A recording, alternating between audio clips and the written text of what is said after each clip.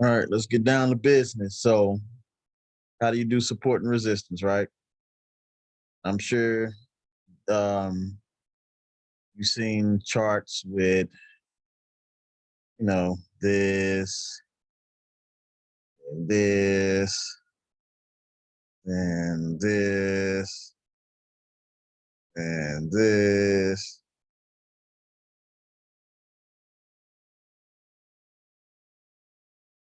You have all these lines all over the chart, right? You know what you just did? Just paralyzed yourself. Now you're gonna be scared to take trades and stuff. You got all these lines all over the place, and price ain't gonna respect none of these lines. See what I'm saying? So this is this is a beginner's way of putting up these lines, and you're gonna realize it's gonna not work for you as time goes on. So the question is, oh, how do you find support resistance, and what's the better way of doing it that's more effective? Well, first of all, what is support and resistance? What's the definition of support and resistance? Somebody ever have you ever asked yourself that?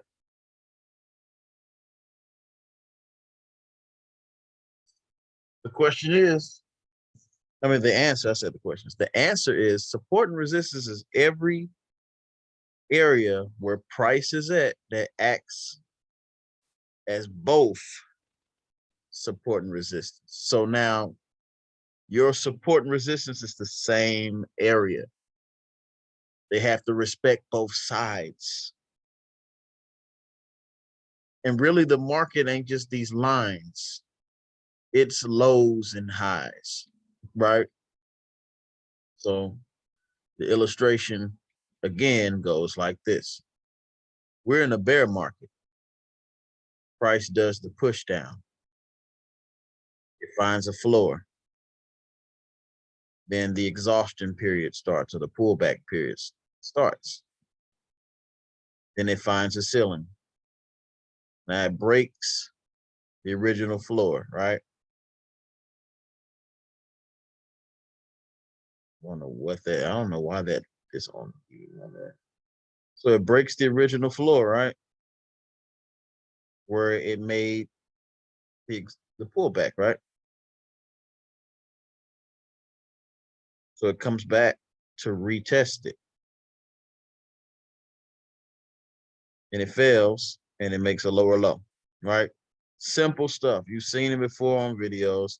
They tell you this in the beginning of courses. And as time go on, you lose the basics. This is the basics of trading. Support and resistance is areas in the market that acts as both support and resistance. So we call it support and resistance, but it's really order blocks. So an order block is nothing but support and resistance that acts as both. So the market pushed and broke this support, found another support to pull back to the support to make it a resistance, created orders, whatever bank was being in this trade made it orders to make a lower low. Then it comes back, makes some orders to drop down. We're dealing with bank prices here. We're not dealing with retail traders. We're dealing with banks and hedge funds, the big boys, the whales. So here's a chart. This is Great British Pound versus the dollar. How would I go about finding this? Well, look at this. It's very obvious. This looks exactly like this. So for a beginner or for anyone that's advanced, either go to the line chart, make it easy on yourself. So the hell what's going on over here? We want to know what's going on right now. That was the high that it got to before it broke out of this little channel, because this was a channel. It broke and it came here. Price stopped making highs. So we have the drop, and here's the pullback, the first support. To come back up here, probably made some wicks, dropped. Here's the pullback right there. Came back up here, it probably wicked, dropped even harder. Now we at a pullback. Don't need to go in the past to see this, because honestly, how you guys are putting y'all support and resistances, if I do it like you guys are doing it,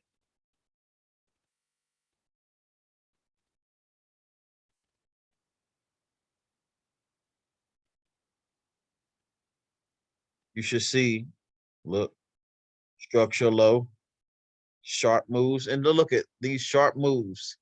Sharp moves made a W, dropped, barely came back up there, but still a drop.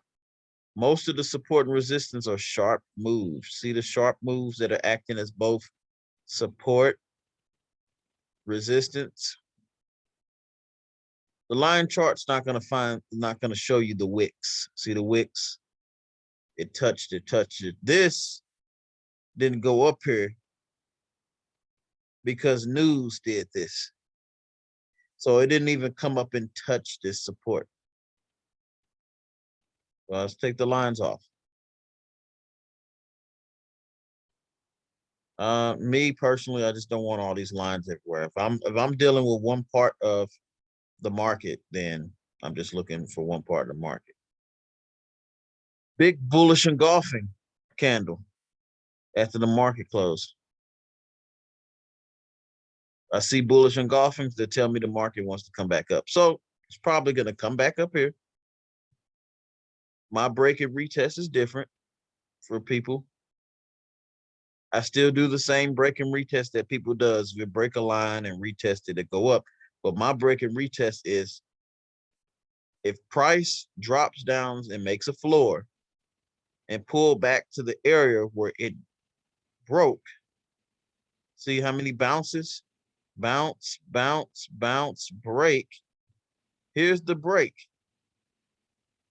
Here's the pullback. Here's the retest. The retest happens, then now we're looking for a lower low, not an actual break into a structure and then get in. I'm looking for highs, lows, higher highs, higher lows.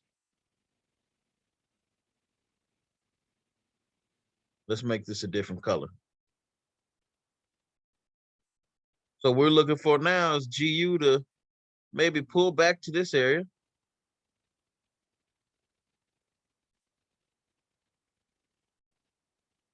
Somewhere in this area.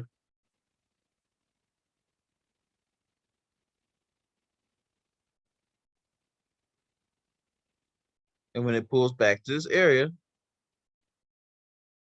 and it doesn't make it, let me go to the daily first. So we had that big wick projection on the daily.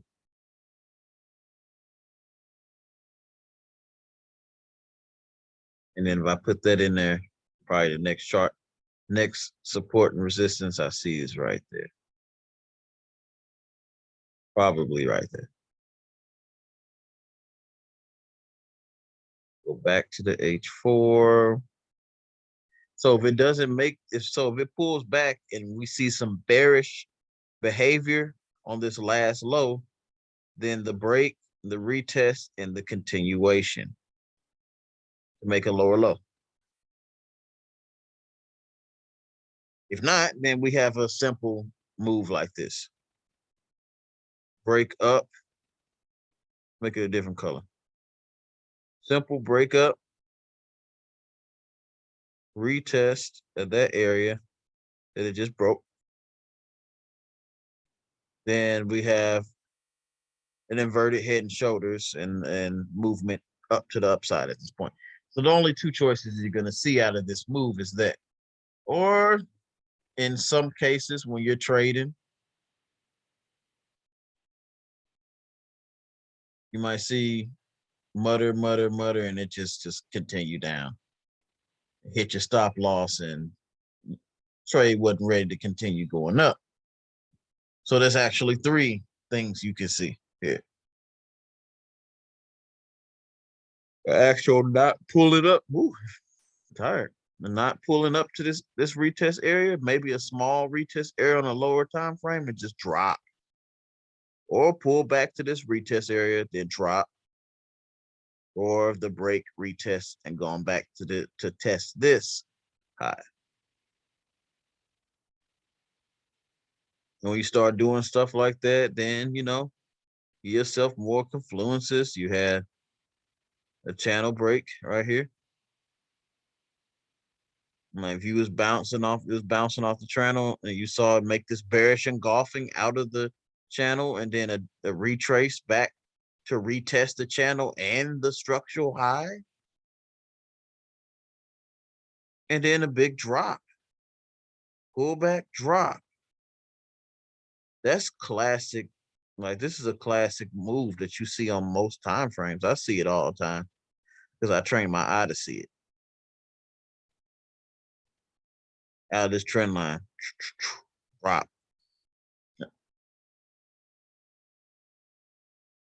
And the more you do things like this, identifying support and resistance like this, trust and believe me, with experience, you'll win more trades. So if, let's just say, oh, I'm gonna take it to you get in the buy and you're like, it's gonna go to the structural high. Well, it needs to take out the last low. And when it takes out this low, it needs to take out this low in order to come back to these structural highs. So when it comes here and cannot take out this low, then it's gonna make a lower low. Or just come back down here. I've seen it come back down here and just find its way and then burst. Like price has to take out the last lows, which is what support and resistance is, the last low or the last high. If it was on the uptrend, find the uptrend.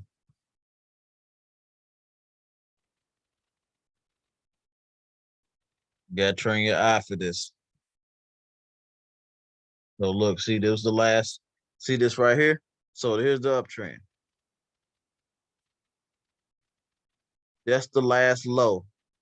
So it got up here and it wrestled. But it finally broke out of that low and retested it and came up and started shooting up to make these highs up here, to take out these highs at this point. Because remember, at this point, none of this was here. So here it comes, it mutters a little bit, it breaks out, it retests, and it comes to this high right here, and it mutters a little bit and it breaks out. Let's just put this here. So those highs got broken and it came down and broke it, retested it right there, and then dropped again. And as you can see, the market is very mechanical right there. We had another break, retest, and drop. So again, identifying it is to putting it on these, see the sharp moves. Sharp moves are telling you that it is a good support. Sharp moves, see, support, resistance. See the little thing right there? Support, resistance. Use this line chart to transform your support and resistance game up, and you'll be more efficient at trading. That's all I got for you. That's the basics of finding support and resistance. That simple. Make it simple for you. Peace.